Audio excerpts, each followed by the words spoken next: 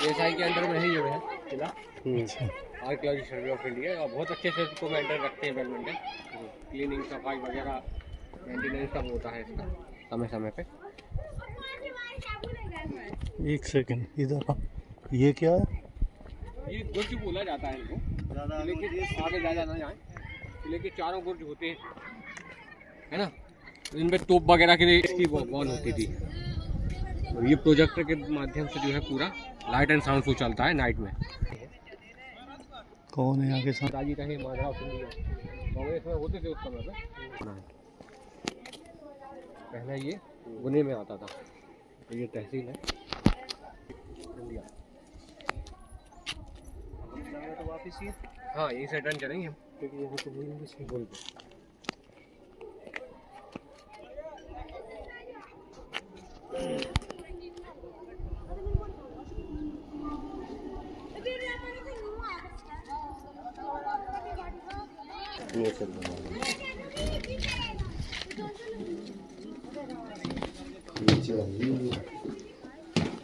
हमारे यहाँ अगर तो कोई जानता ना हो कुछ अंधेरी के थ्रू है।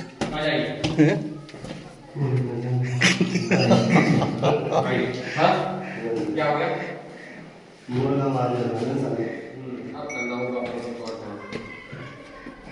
ये कह रहे हैं कि हमारे यहाँ तो कोई जानता भी ना होगा कुछ अंधेरी कहाँ है। ऊपर दिखाने को है थोड़ा। आ जाइए। चौन साहब रुकिए, आ जाइए। हाथ लगा दिए क्योंकि बहुत ज़्यादा व्यवस्था है। दरवाजे छोटे हैं, थोड़ा सा झुक के आए ना। पत्थरों का मामला है ना, टोटल पत्थर की मिलेगा। नहीं अब तो लेंटर इतना बड़ा बन जाए कि पूरा किला है।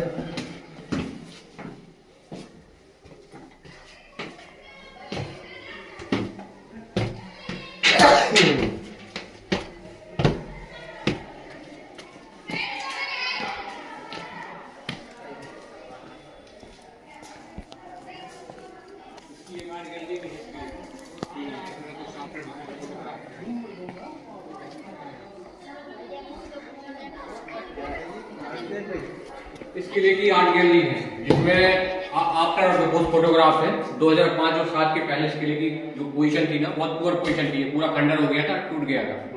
बिफोर आफ्टर में फिर इसको जो है रिपेयर करके 2012-15 तक इसको प्रॉपर शेप में दिया, कंप्लीट किया। जैसा ये था वैसा बनाया, इसमें कोई चेंज ही नहीं की गई, मूल रूप में इसको लौटाया, गेट लगा गया है, बॉडी वॉल टैंक वगैरह रेडी किए गए हैं पूरे, है ना। ये खूनी दरवाजा होता है किले में प्रवेश करने का, एंटर करने का, ये मुख्य मार्ग होता था पहले, यहीं से जो है विमान वगैरह आते थे। ये कुशक महल है, जामा मस्जिद है, आपकी घाटी दरवाजा है यहाँ।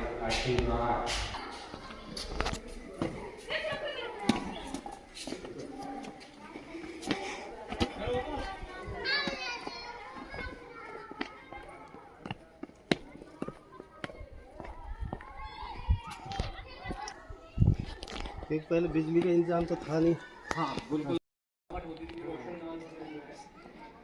वेंटिलेशन इस टाइप से बनाई जाती थी कि जो सूर्य की रोशनी होती थी उन्हीं से उजाला रहता था, वहीं से फ्रेश एयर आती थी।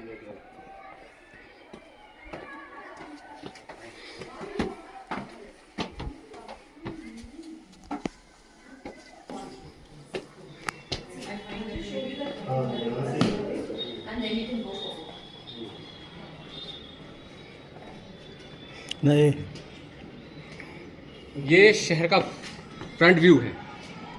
अभी हम जिस लोकेशन पे है ना, इसको कहा जाता है आपका चंद्रगिरी पहाड़ी, यानी चंदेरी की सबसे बेस्ट लोकेशन है ये, क्योंकि पूरा शहर पहाड़ों से घिरा हुआ है। और इन पहाड़ों में एक विशेषता है, ये पहाड़ जो है ये चांद की आकृति के कटे हुए पहाड़ है। चंदेरी का जो पुराना नाम है वो चंद्रगिरी चंद्रपुरी, इन्हीं पहाड़ों के कारण इस नाम को जो है मेंशन किया गया है।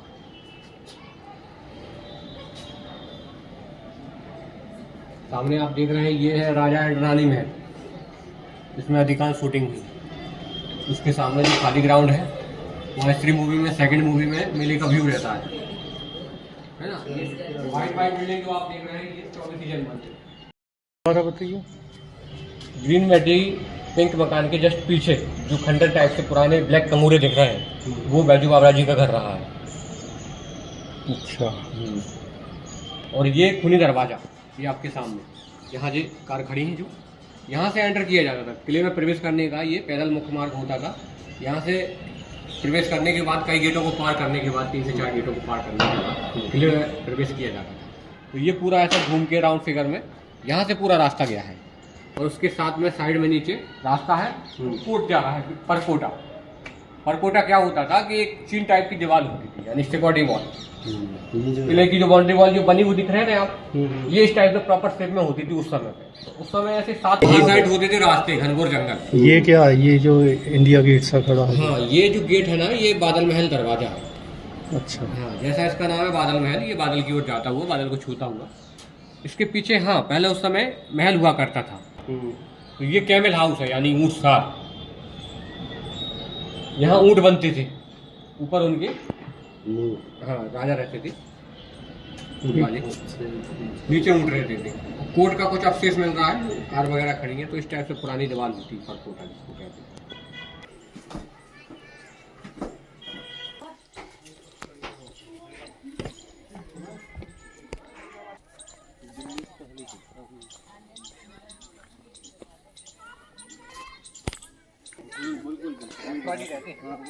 बड़े लाभ में कैमरे होती हैं, उनसे ही बनते हैं, पूरी टूटती है।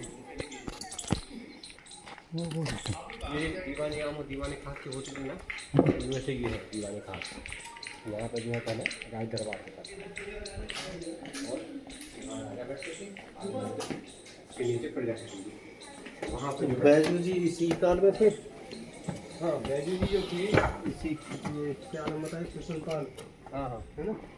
बैजू जी थोड़ी उनके बाद की खड़ी हैं, उनके दरबार का भी।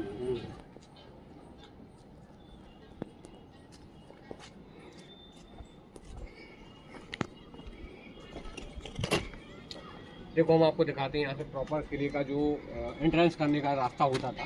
तो पुराना कोट जा रहा परकोटा, अधूरा अधूरा था, ऐसे चलता था। तो ये यहाँ से पूरा ऐसे घूम के राउंड फिगर में, बारादरी बोलते हैं इसको।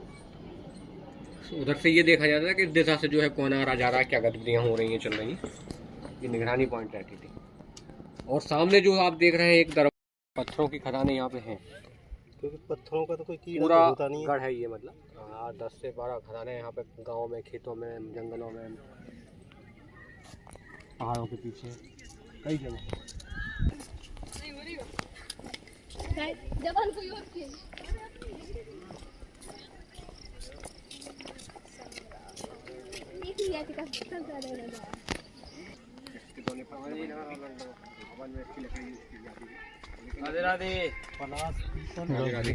और क्या है? बरगद भी है, और आपका पीपल भी है, और पलाश भी है। तीन पौधे एक साथ, 3 पेड़ एक साथ, तीनों के पत्ते आ तीनों रहे का हैं। सम्मिलित। ये पीपल, ये पलाश, ये बरगद। 1528 में अंतिम, तो बाबर मेरी राय में उस समय बाबर के साथ काफ़ी बड़ी विशालकाय सेना थी। तो बाबर ने पहले भी बहुत प्रयास किए इसको जीतने के लिए, बट वो सफल नहीं हो पाया। कहाँ लिखा है? जौहर? आगे लिखा है ना, जौहर पॉइंट। ये कैक्टस है, अलग अलग वेराइटियों में, अलग अलग डिजाइनों में, कई सारी वेराइटियाँ हैं यहाँ पे कैक्टस की।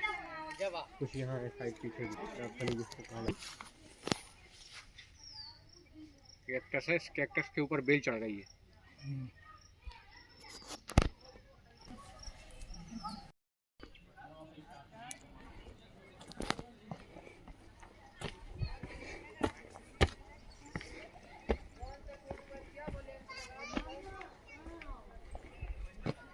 इसकी फोटो लेना,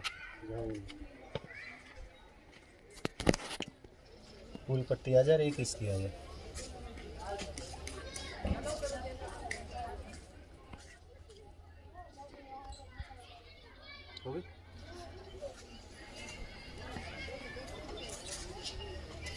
इसे जूम करके ले लेना।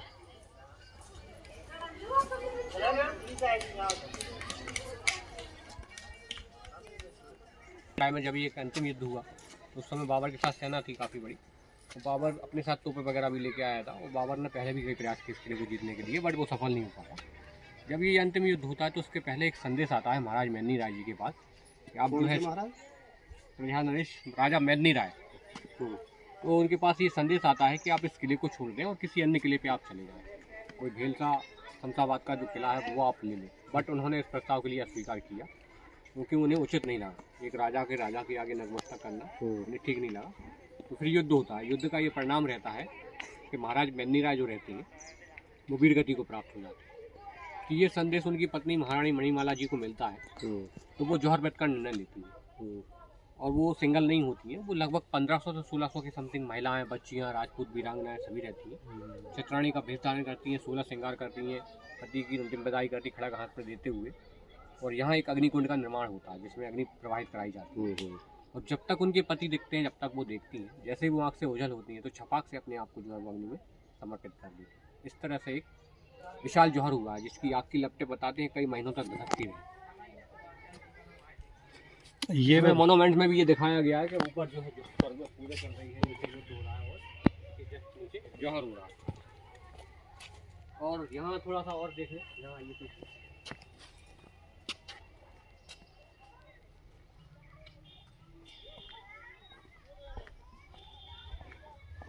ये पीछे प्रतीक चिन्ह में ये दिखाया गया है कि इसमें ऊपर सूरज चांद सितारे बने हुए हैं, गौर से देखिए, और महिला का हाथ बना हुआ है। राइट, यानी कि जब तक सूरज चांद सितारे रहेंगे सृष्टि पर, नारी शक्ति का नाम रहेगा। फिर बाद में एएसआई ने यहाँ पे सर्वे किया, आर्कियोलॉजी सर्वे ऑफ इंडिया पुरातत्व विभाग ने यहाँ पे सर्वे किया और सर्वे के दौरान पाया कि यहाँ पे महिलाओं के नरकंकाल मिले हैं हजारों की संख्या में। तो उसके इसमें वो भी तो मिले थे, गहने वगैरह, सोना चांदी भी तो मिला था। पिघल जाता है वो तो आगे मिला होगा कुछ, वो भी मिला होगा, आप सही कह रहे हैं, थोड़ा बहुत। तो क्या हुआ था कि फिर एएसआई ने यहाँ पे सर्वे करने के बाद ये इस मोनूमेंट को प्रतीक चिन्ह के रूप में फिर बनाया 1932 में माधवराव जी के सिंधिया जी के समय काल में। ये पीछे आप जो देख रहे हैं ना, ये खूनी तालाब है। अच्छा, जब ये इतना बड़ा नरसंहार हुआ दोनों ही सेनाओं में, दोनों ही सेनाओं के सैनिक हजारों की संख्या में मारे गए। उस समय भी ये पानी से भरा हुआ था कि पानी जो है पूरा खून में तब्दील हो जाता है और ओवरफ्लो होकर बहता हुआ निकलता है ये गेट के माध्यम से, जिसको फिर जो है बाबर जो है खूनी गेट और खूनी तालाब का नाम मेंशन करता है।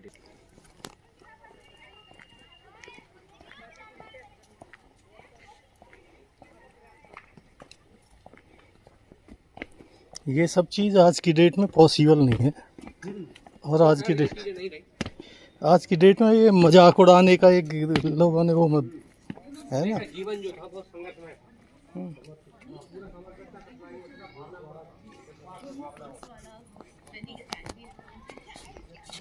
हाँ, यानी पहले पैसे को महत्व ना देके और रिश्तों को दिया जाता है। नहीं अभी तो क्या है ना,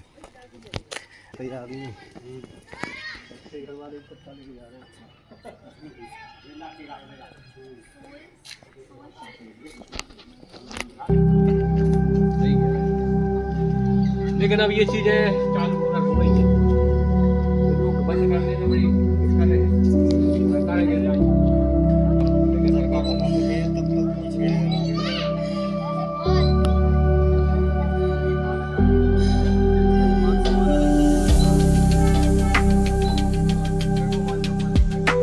गाली दे रहे हैं लेकिन पतली गली से वोट भी दे रहे हैं, है ना। ये साले इनको हटते ही फिर हमें कौन देगा।